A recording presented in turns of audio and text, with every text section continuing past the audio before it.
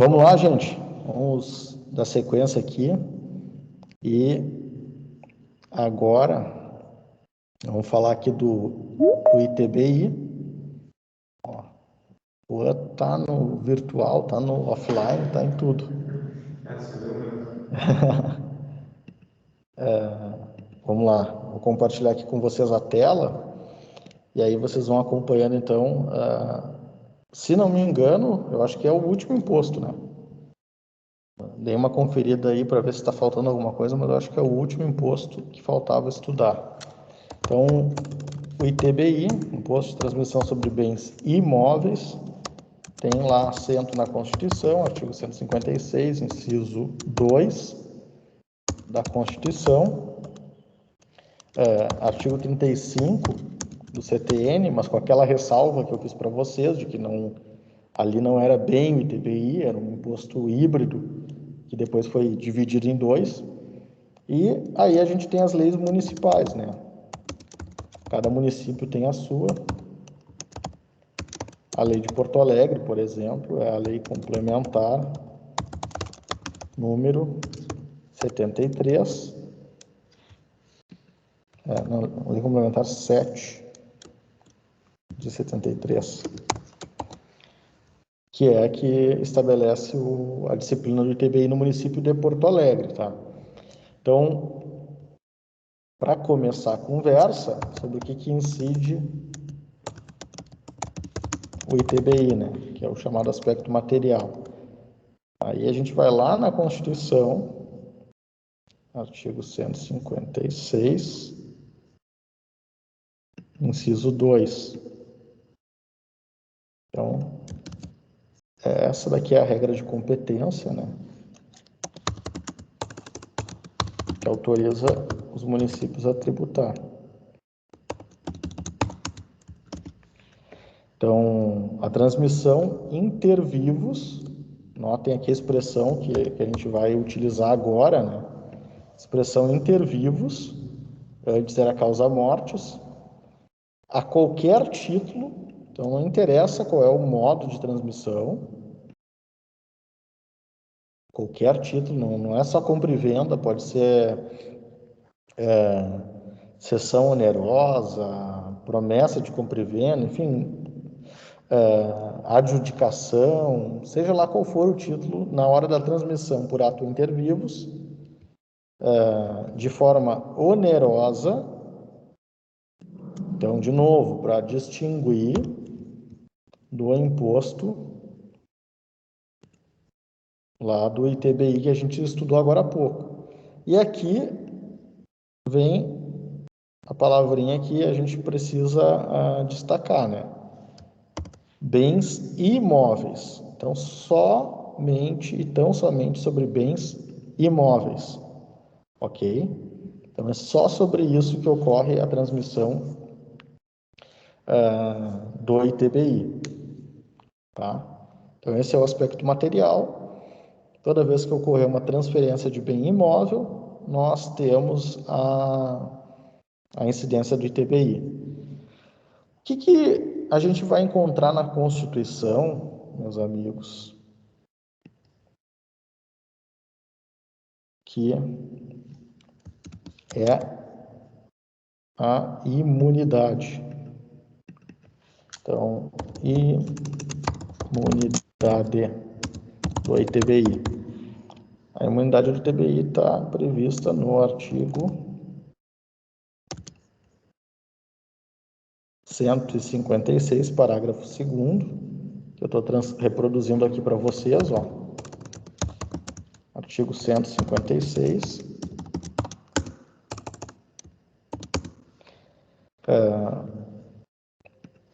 Então, ele diz que não incide quando a transmissão se der sobre bens ou direitos incorporados ao patrimônio de pessoa jurídica em realização do capital. Então, vamos lá. Nós estamos falando aqui de constituição de uma empresa. Então, essa aqui é a pessoa jurídica. Sociedade Limitada, Sociedade Tabajara Limitada. Certo? E aí eu tenho aqui 2 sócios.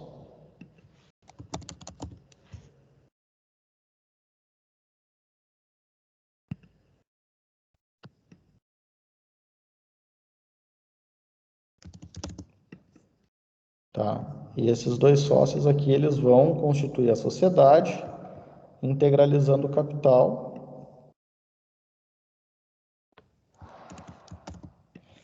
Um vai integralizar com a grana e o outro vai integralizar com um imóvel, certo? Então, vou colocar aqui dinheiro.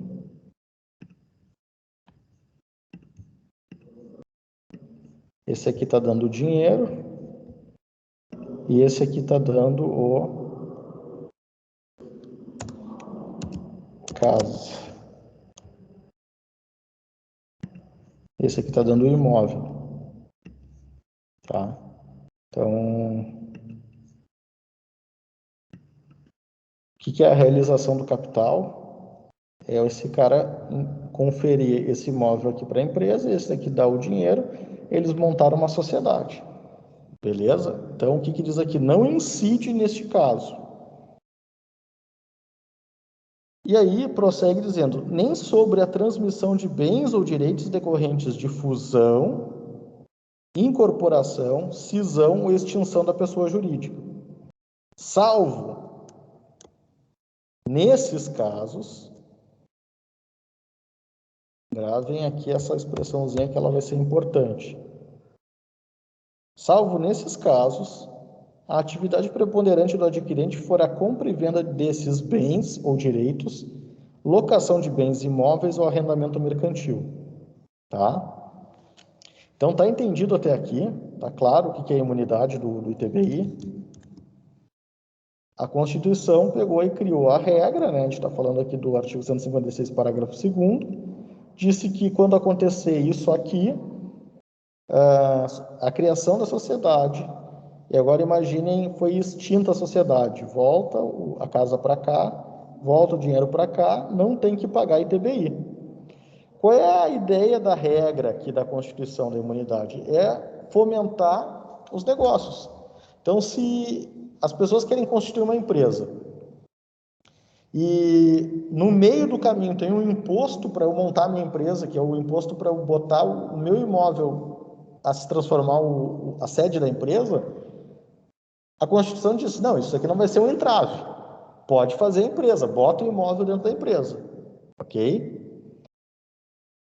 E aí, o salvo nesses casos dizia com muita clareza, e aí eu vou pegar aqui e transcrever,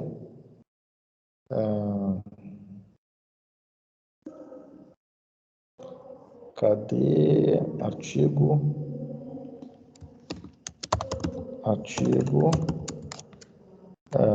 35,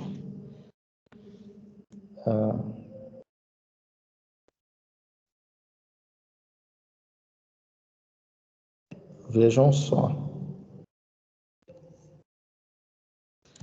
aqui está a disciplina do CTN, tá? Eu vou colocar aqui para vocês. Então, disciplina do CTN. Aí, o que o CTN estabelece? Artigo 37 do CTN. Ele diz o seguinte, olha, o disposto no artigo anterior que trata da imunidade não se aplica quando a pessoa jurídica adquirente tenha como atividade preponderante a venda ou locação da propriedade imobiliária ou a cessão de direitos relativos à sua aquisição. Então, o que ele está dizendo? Olha, se você vai montar uma empresa que só compra e vende imóveis, essa imunidade não é para ti. Se a atividade preponderante é comprar e vender imóvel, tu tem que tributar. É isso que está escrito no artigo 37. E aí, o parágrafo 1º diz que considera essa atividade preponderante, a referida nesse artigo, quando mais de 50% da receita operacional da adquirente, nos 2 anos anteriores e os 2 anos subsequentes à aquisição, decorrer da transação mencionada nesse artigo. Então, aqui está a definição do que é preponderante. Ok?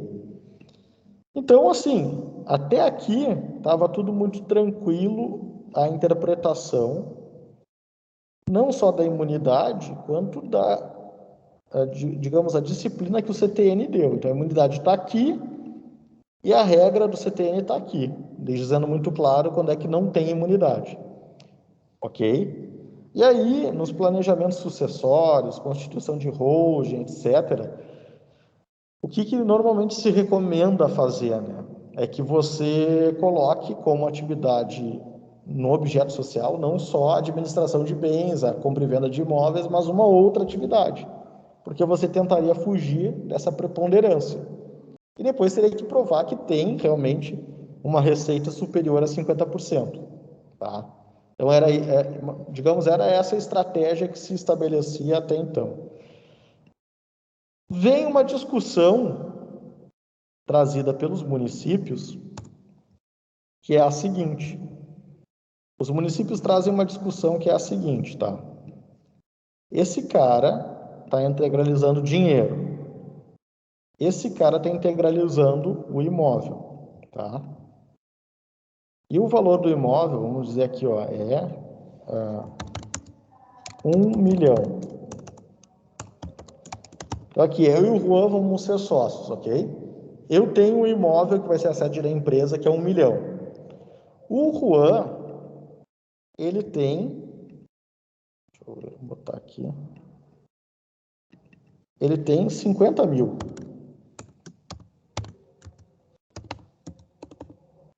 Ele tem 50 mil para botar aqui, ok? Então, o que aconteceu aqui? Qual foi o problema? Nós combinamos que a sociedade ia ser meio a meio. O Juan ia ter 50%, eu fico com 50%. Só que eu estou entrando com 1 milhão, o Juan está entrando com 50. Como é que a gente faz aí? Como é que a gente equaliza isso? O que se fazia, então? Eu boto essa empresa de 1 milhão, o Juan bota aqui os 50 mil, casou. Ele ganhou 50% da empresa, eu ganhei 50%. Aí vai para a contabilidade. Aí vamos ver se eu consigo explicar aqui a questão contábil. Então vai para a contabilidade, vou botar aqui o balanço. Vai para o balanço da empresa o seguinte: como capital social, a minha casa está dando 50 mil. Aí fica igual. Ele deu 50, eu dei 50. Só que tem outros 950 mil que sobraram, certo? Isso vai para a conta de reservas. Então, uma conta lá na parte do patrimônio da empresa, que é uma conta de reservas. Então, 950 não é cotas. O capital social da empresa é 100 mil. 50 do Juan, 50 mil. Os 950 é reserva. No futuro a gente decide o que fazer. Quando o Juan tiver mais dinheiro, ele integraliza, a gente vai aumentando. Ok? O que o município botou o olho? O município botou o olho, botou uma lupa aqui, né? Ver se eu consigo. Ele queria pegar isso aqui, ó. Ele queria pegar esses 950, ok? É isso aqui que ele queria pegar.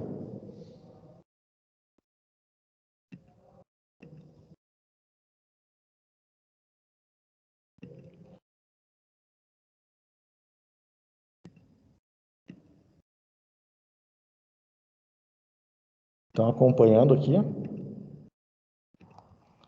Então, o município queria tributar 950 mil. Ele disse assim, ó, se tu está dando um imóvel e 50 é integralização, tá imune. Os outros 950 eu quero tributar. Isso aqui é transferência de bem imóvel que não é para integralização do capital, então eu quero tributar. Essa discussão foi durante muito tempo debatido no Supremo, até que o Supremo Tribunal Federal julgou essa questão. Vamos ver onde é que TBI, repercussões do tema Tá aqui, ó. Vou compartilhar aqui com vocês.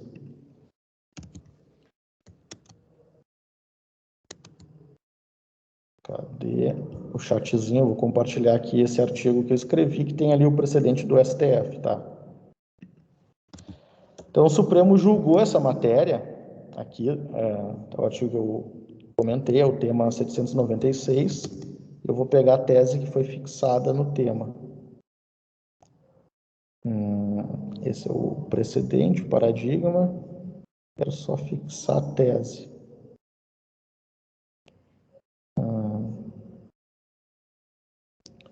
Tá aqui. Deixa eu reproduzir aqui para vocês. Então, tema 796 do Supremo Tribunal Federal. Tá aqui, ó. Essa é a tese que foi fixada lá no julgamento. O Supremo disse o seguinte: a imunidade em relação ao ITBI prevista no artigo 156, parágrafo 2º, inciso 1, não alcança o valor dos bens que excederam o limite do capital social integralizado. Então, os contribuintes perderam.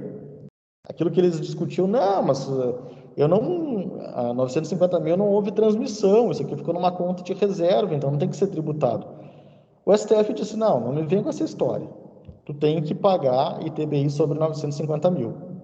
Ok? No entanto, a parte mais legal é o seguinte trecho.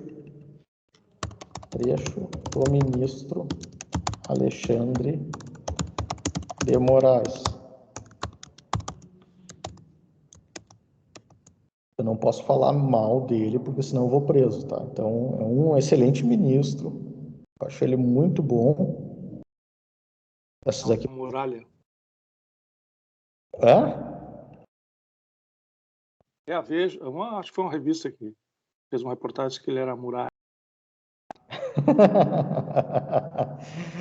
Não, eu acho ele um excelente ministro, tá? Vocês não falem mal, cara. Você pode ir para a cadeia por outras coisas, mas você consegue discutir na justiça. Mas se falar mal dele, você não tem salvação. E aí ele transcreve o julgamento, ele transcreve o trecho.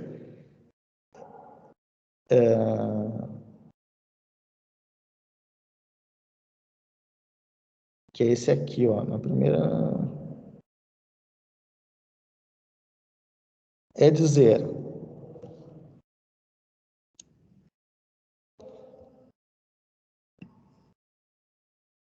Ele diz o seguinte, olha, a imunidade, essa que a gente está discutindo, ela não alcança aquela parte excedente, isso é tranquilo. Mas o que não estava sendo discutido no caso era isso aqui, ó, que é a questão da atividade preponderante.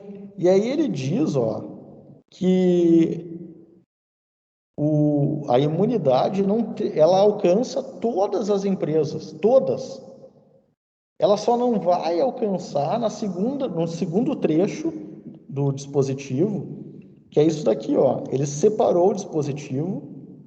Eu vou colocar em outra cor aqui, ó, para dizer que isso daqui é o que a imunidade não alcança. Então, transmissão decorrentes de fusão, incorporação, cisão e extinção. Nestes casos, esses aqui em vermelho, é que a gente vai falar de preponderância, que é isso aqui.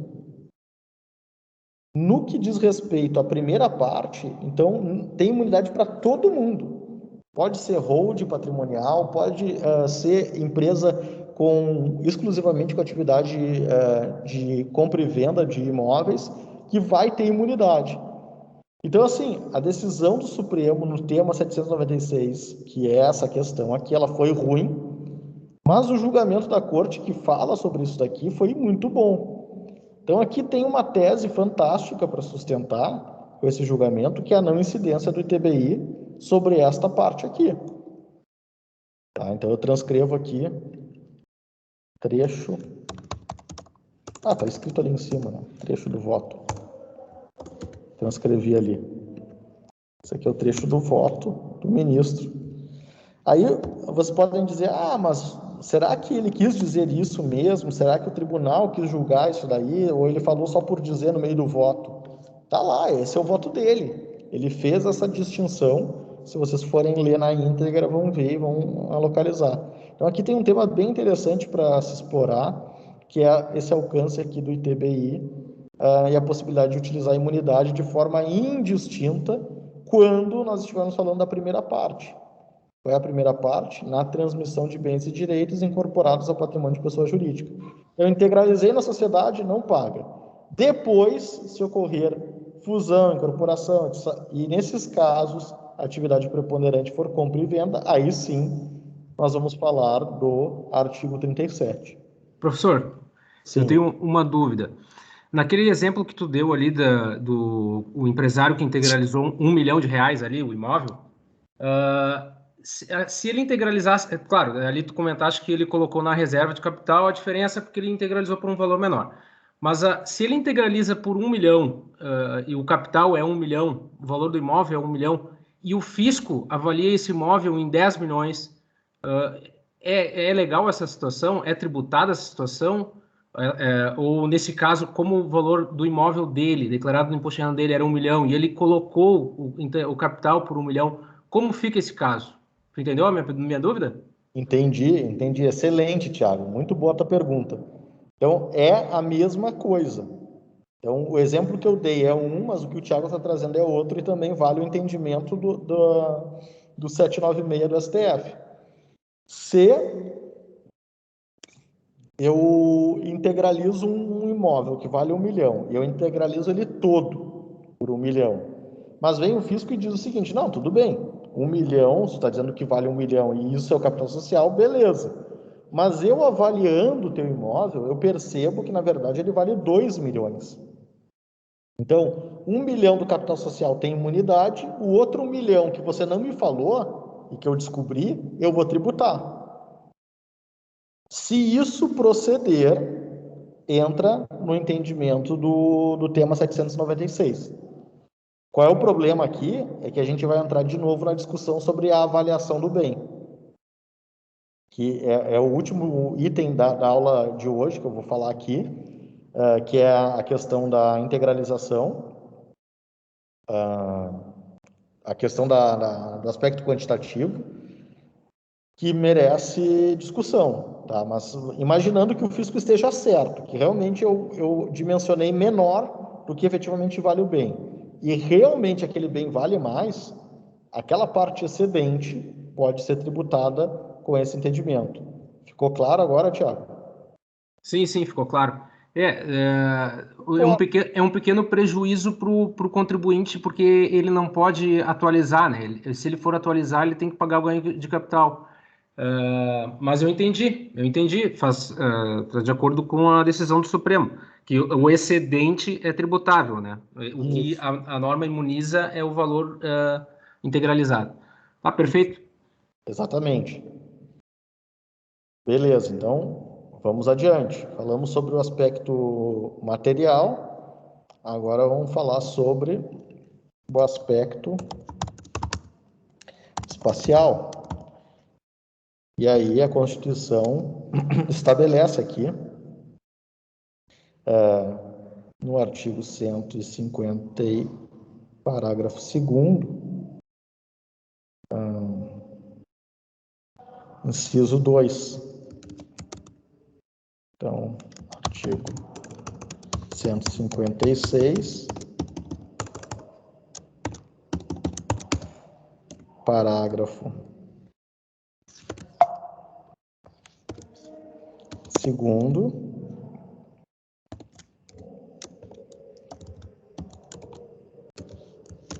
inciso 2. Então, compete a situação do bem, onde ele está matriculado, onde está registrado o imóvel, é lá que vai ter que pagar o ITBI. Pouco importa aonde mora o comprador, o vendedor, é lá na situação do bem, tá? O aspecto temporal. Então, ocorre o fato gerador no ato de transmissão. E aí agora vem aquilo que a gente falou na aula anterior, no tópico anterior. Em se tratando de bem imóvel, a gente tem que ter presente que a transmissão do bem imóvel ocorre com a celebração de um documento, né? Tem que ter o título mais registro. Aí eu tenho a consolidação da propriedade. É isso que rege o Código Civil, né? Então, a transmissão do bem ocorre nesta circunstância. O que o Supremo Tribunal Federal julgou recentemente também? Vamos ver se eu acho aqui. Professor, que aí o fato gerador vai ser, no caso, a data do registro. A data do registro não, a data que tiver, né, a efetiva transmissão.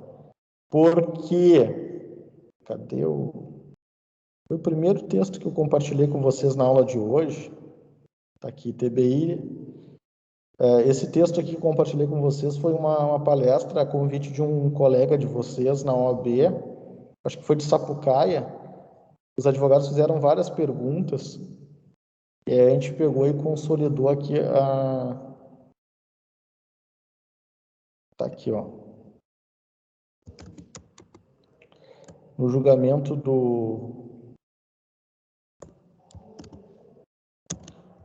o Supremo Tribunal Federal julgou essa questão no tema 1124, fixando a seguinte tese: o fato gerador do imposto de transmissão inter vivos somente ocorre com a efetiva transferência da propriedade imobiliária que se dá mediante o registro. Em outras palavras, o que o STF estava julgando aqui?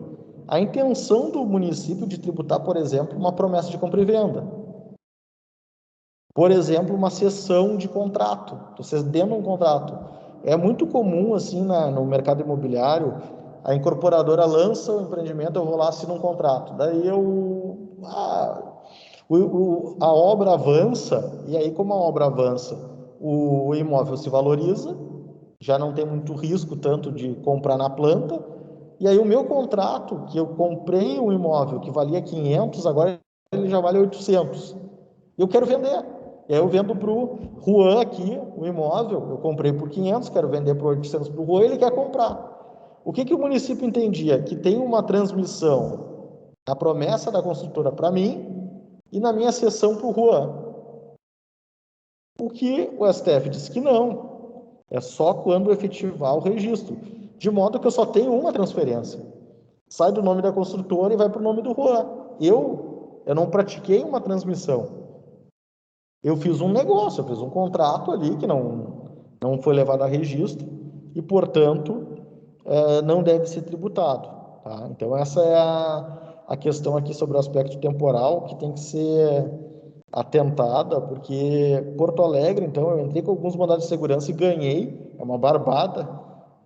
Os tabelionatos fazem porque a prefeitura manda, aí tu vai lá no tabelionato e não, tu tem que, como teve uma sessão aqui no meio, tu tem que recolher o ITBI do outro. Tem 2 ITBIs para pagar, o do anterior e o teu agora.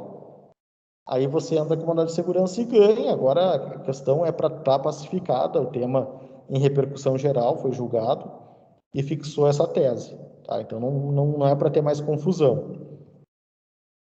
Professor, esses financiamentos habitacionais aí que, por exemplo, só passa por nome, né, do cara que efetivamente está morando lá no final do pagamento. Aí como é que se faz isso, nessa situação? Deixa eu só copiar aqui. Recolhe no final. Deixa eu copiar aqui porque vou aproveitar o que eu falei antes agora aqui nessa partezinha.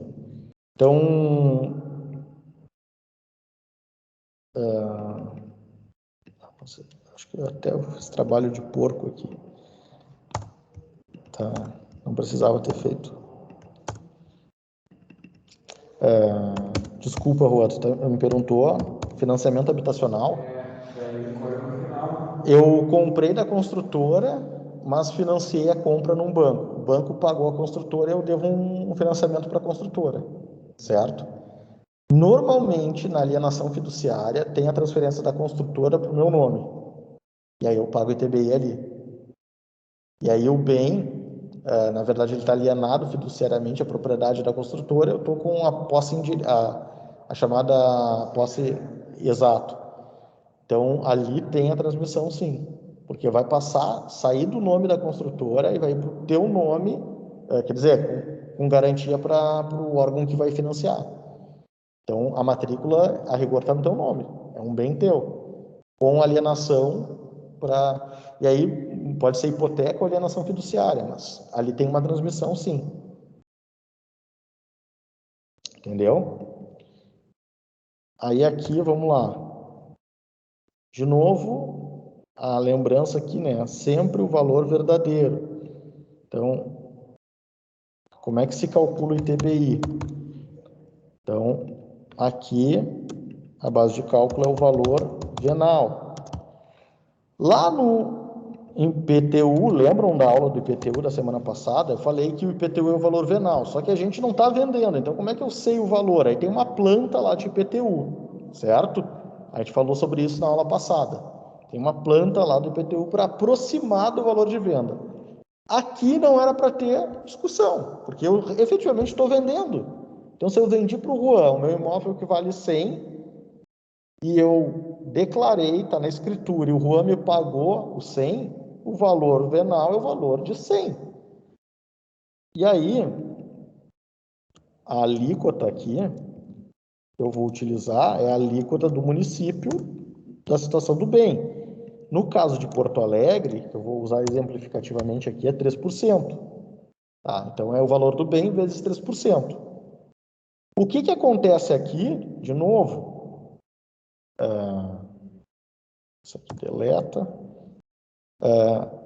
o ITBI ainda é, pelo menos em Porto Alegre, é assim, o lançamento por declaração. Então, eu vou lá no tabelionato, eu digo que eu estou vendendo para o Juan, o valor é tanto, o tabelião vai fazer um esboço e manda para a Fazenda, Secretaria da Fazenda do município. A Secretaria da Fazenda do município vai olhar assim, e esse imóvel não vale 100. Esse imóvel vale, na verdade, 150. E aí ele vai mandar uma guia para a gente pagar. E aí, essa guia, atribuindo o valor de 150, ela pode fazer isso? Pode, desde que observe o artigo 148 que está aqui. Tem que observar esse dispositivo. Então, ele tem que dizer por que a minha declaração que eu fiz perante o tabelião não é verdadeira. Ele tem que trazer algum elemento. Na prática, não tem nada. Simplesmente vem uma guia e o tabelião diz, realmente, eles sempre avaliam para cima. De novo, porque o fisco municipal entende que as partes sempre mentem. Elas sempre atribuem um valor mentiroso. Em razão disso, eles até entendem que podem desconsiderar sempre. O que não é verdade. O que está escrito no CTN é quando não merecer fé, quando for omisso. Vejam o que está escrito aqui, ó. Quando não merecer fé ou quando for omisso as declarações ou esclarecimentos prestados. Eu já vi, por exemplo, pessoal, carta de adjudicação, carta de arrematação, eu fui no juiz, ganhei no leilão, eu dei um lance, e óbvio que quem vai no leilão, ele vai dar um lance menor do que valeu bem, né? É evidente, porque lá se compra na justiça, é mais barato, é mais vantajoso, e aí eu dou um lance lá, o mesmo imóvel, o mesmo exemplo, o valor é 100 mil. E aí, como o Juan está mal das pernas, ele foi levado a leilão o imóvel dele, eu vou lá e vou dar um lance de 60 mil. O juiz homologou, deu a carta de arrematação, eu paguei na justiça, eu levo essa carta de arrematação para registrar, e o que acontece? O fisco vai dizer, não é 60, é 100. Ora, mas se foi o valor que eu paguei. E aí volta aqui a máxima que eu falei, ó. O que tem que se tributar é o valor verdadeiro, o valor da riqueza que existe. O fisco não pode criar uma riqueza para ele tributar, a riqueza real. Então, se a minha riqueza naquele momento é 60, que é o que eu tenho, eu fui lá e dei o lance, calculei que mais 3% sobre 60 eu consigo pagar, beleza, então tá, vou lá, vou dar o lance no leilão, arrematei o bem, agora eu quero escriturar para o meu nome. Aí a prefeitura, não, deu o lance lá, mas na verdade todo mundo sabe que vale 100. Isso não é o valor venal. Então, aqui tem que ter muita atenção, porque o município, por vezes, ele acaba fazendo esse tipo de sacanagem, né? Tributando aqui por valor real. Aí vem as dúvidas, mas eu posso utilizar o valor do IPTU? Coloquei aqui em asterisco, né? Posso utilizar o valor do IPTU? Olha, não é proibido. Não é proibido utilizar como referência o valor do IPTU para ver se o valor está ok.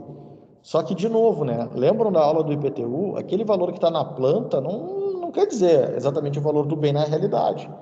Pode ser que ele esteja superdimensionado ou subavaliado. Então, a planta de IPTU é uma referência, mas o que deve ser levado em consideração, volto aqui a enfatizar, é essa caixinha vermelha. O valor de verdade, não o IPTU ou o que o fiscal imagina ter na cabeça dele. Tenho lá no escritório 2 casos de imóveis em que a prefeitura avaliou para efeito de TBI, não foi o que o meu cliente deu na compra, não foi. Mas a prefeitura avaliou um valor para efeito de TBI, Prefeitura de Porto Alegre. E aí veio a guia do IPTU com outro valor. O mesmo órgão, ele diz que o valor venal é tanto, não era o ideal para o meu contribuinte, para o meu cliente, mas aí quando veio a guia do IPTU, veio 5, 6 vezes mais a base de cálculo do IPTU. Pode isso? Não. Se foi a própria prefeitura que disse quanto é que é o ITCD, o ITBI, a recíproca tem que ser verdadeira, né? Aquilo lá tem que ser alguma referência e não aquele cálculo maluco que a prefeitura normalmente faz.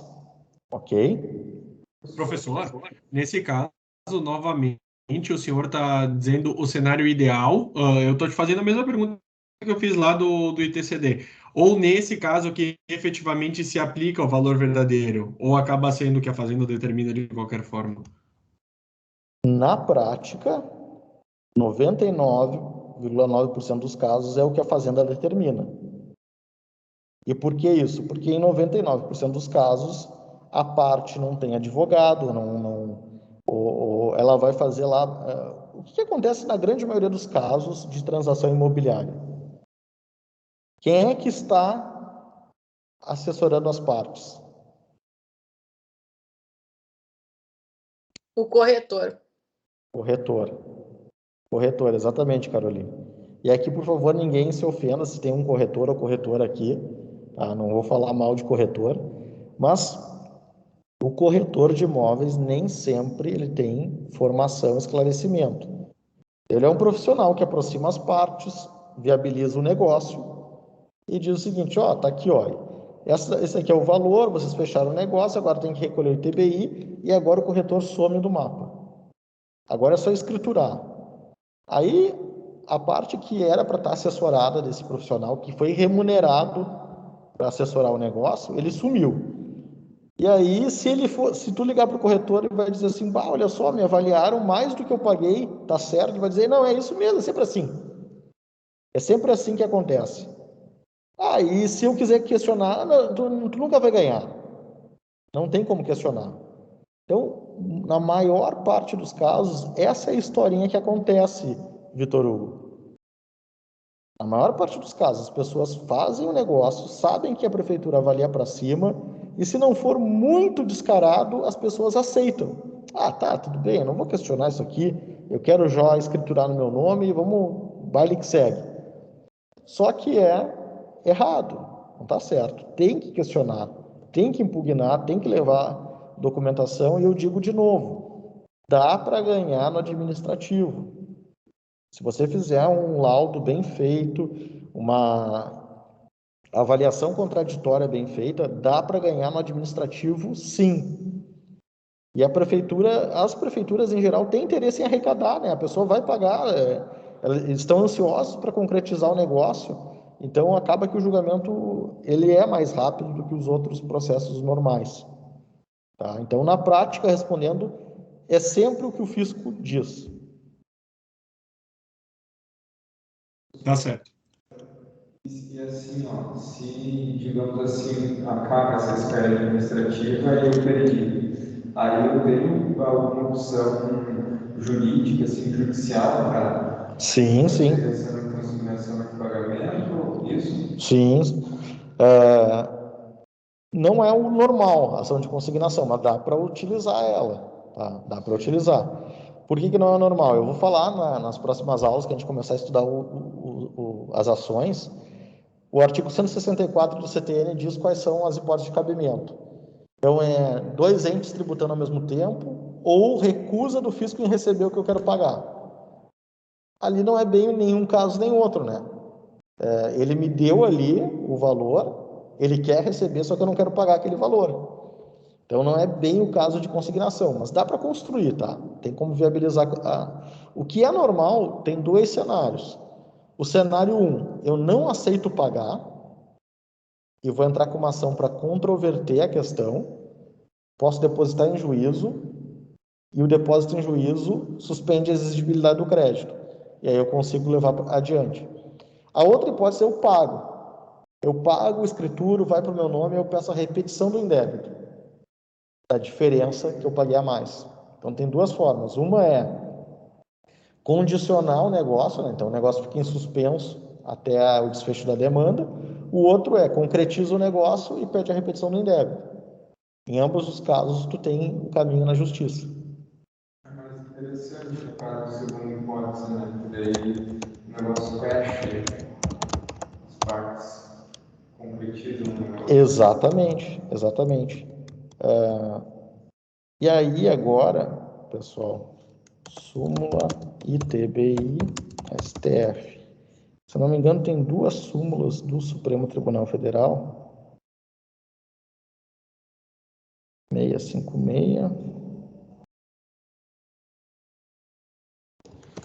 Súmula 656.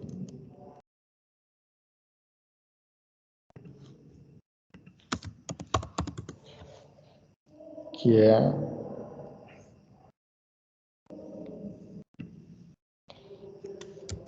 então aqui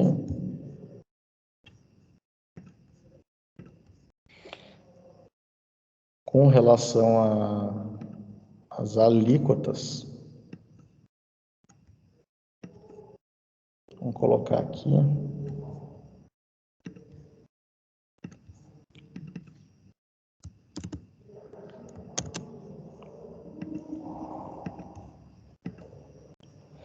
É inconstitucional a lei que estabelece alíquotas progressivas para o ITBI com base no valor do imóvel. Então, o STF tem essa súmula, tá? Que não foi revogada, mas muita atenção no que a gente falou na aula do ITCD, né? O STF revisou esse entendimento, ele não pensa mais assim. No ITCD ele já julgou, o ITBI ele não julgou ainda. Então, os municípios, via de regra, eles estabelecem uma alíquota única para todo tipo de transação imobiliária, que é 3%. Mas, se levado ao Supremo Tribunal Federal e eles forem coerentes, o que nem sempre acontece, né? Se eles forem coerentes, eles vão julgar de acordo com o ITCD e dizer que pode sim progressividade no ITBI também. Mas essa é o enunciado vigente. E tem um outro que trata sobre a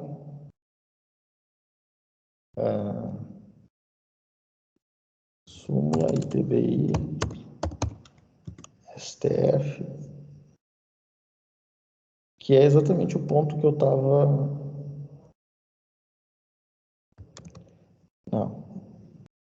Mas, enfim. Professor, para te ajudar, vai ali no Google, sabe o site ali que tu pegou, que tu copiou a última súmula? Aham. Tá. Volta lá e clica ali no link, peraí, aquele do dizer o direito. Peraí, eu acho que era na aba anterior que o senhor tinha clicado. Na da esquerda ali, tá? E volta. Não, peraí. Tenta colocar a súmula ali, ó. Essa aí, ali mesmo. Esse link aí. Aí tem alguma súmula sobre o ITBI. Ali, se tu rolar ali para baixo, já aparece. Ah, proposta Aí, deve estar ali. dela realizada em conjunto com o comprador. A produção incide na construção, parte dela realizada por 65. Ah, mas não é. Então deve ser do STJ. O município define quem é o contribuinte, se é o vendedor ou o comprador. Normalmente é o comprador. Tá? Normalmente é o comprador. Esse é o único imposto de todos que, se a gente pegar na Constituição, olha só o aspecto material, aqui não diz nada. Não dá nenhuma pista de quem é que deve recolher o ITBI, se é quem compra ou quem vende. O que é importante aqui, tá? Independentemente do que a lei municipal define, as partes podem negociar de forma diversa, né? Então, no meu exemplo aqui com o Juan, a gente está negociando um imóvel de 100 mil. E aí ele tem que pagar o ITBI, que é 3 mil reais. E aí o Juan pega o seguinte, me alivia aí para eu pagar o ITBI, me cobra 97, que daí eu consigo, vai calcular menor e eu consigo pagar o ITBI. Posso eu dar desconto, posso eu dizer, então, não, vamos fazer o seguinte, fica 100 mil e eu te pago o ITBI. Deixa 100 mil, porque eu quero declarar 100 mil, que foi vendido, e eu te pago ao invés de te dar desconto. Posso fazer isso?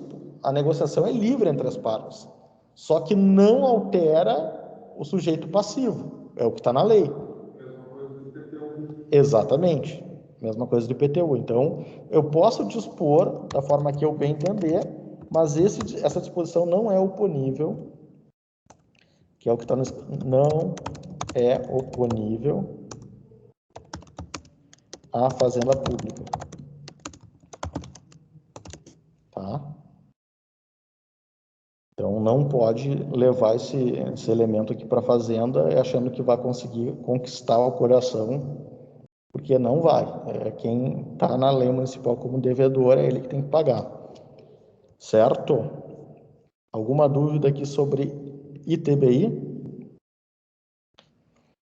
Ou sobre qualquer ponto da matéria? Olha aí, viu só? O Renato é a prova viva de que eu cumpro. Obrigado, professor. É verdade, rapidamente. Muito bom. Eu não li ainda, né? É tanta coisa, mas vou ler com muito carinho. Gostei da capa ali. E é sua tese, né? É a dissertação de mestrado, né? A tese é outra. Ah, perdão. A tese de doutorado é outra. Maravilha. E o senhor está bem instalado na Carlos Gomes lá. Eu já peguei o endereço aqui, né? Fico feliz, o senhor está bem instalado. Nossa, lá vou no PPKB, não sei se o senhor conhece. Ah, sim, mas não existe mais. Ele morreu com a pandemia. Morreu. Mais uma vítima da pandemia. Professor, não sei se era essa, mas enfim, o senhor disse que talvez fosse do STJ. Eu colacionei uma ali que eu encontrei, joguei no Google bem rápido ali, uma do STJ, e eu também consegui um link ali que tem umas outras que são do STF também sobre o ITBI. Não sei se seria alguma dessas. Não era todas idênticas àquelas do outro site que o senhor abriu. Essa do link aí. Tá, beleza, mas não, acho que não, agora não me recordo se é Supremo, mas depois eu repasso para vocês. Alguma dúvida, gente? Alguma questão que vocês queiram trazer aqui?